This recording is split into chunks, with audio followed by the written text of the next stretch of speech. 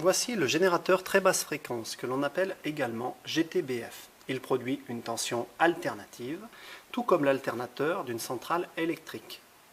Également tout comme la dynamo d'un vélo. Nous avons ici le même effet sur les diodes. Elles clignotent très rapidement.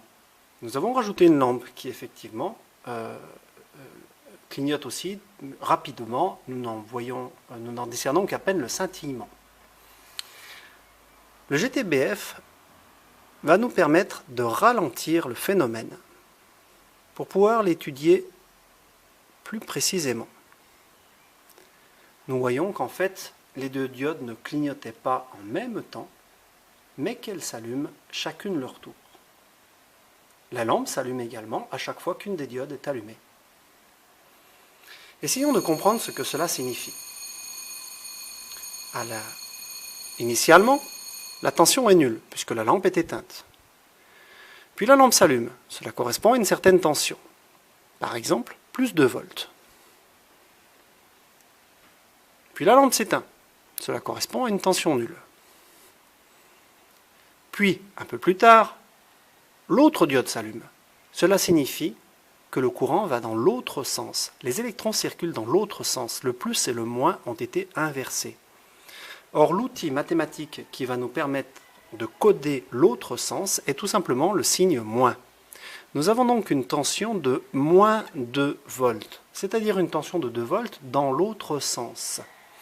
Puis, la tension revient à 0 et cela recommence.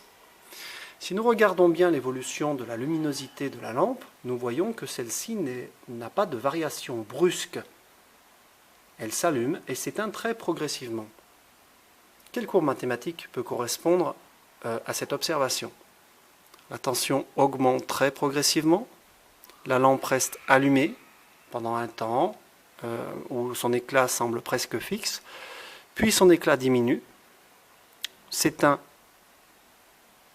puis elle s'éteint, elle s'allume à nouveau, mais les électrons vont dans l'autre sens, puis elle s'éteint à nouveau, etc. Ce genre de courbe s'appelle une sinusoïde. Nous avons donc une tension alternative sinusoïdale et variable.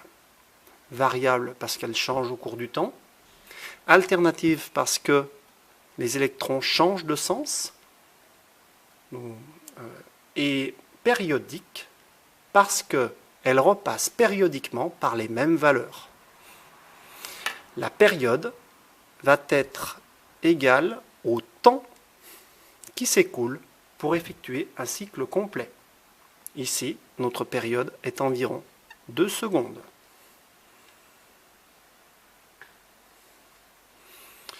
Nous caractérisons également cette tension alternative périodique par sa tension maximale que l'on appellera Umax. Nous pouvons représenter sur le schéma également la période T sur l'axe des temps. Cette durée, ici égale à 2 secondes, est appelée la période et est notée T. Il est d'usage de parler de la fréquence d'un signal électrique. La fréquence est égale à l'inverse de la période en secondes. La fréquence se mesure en Hertz, Hz.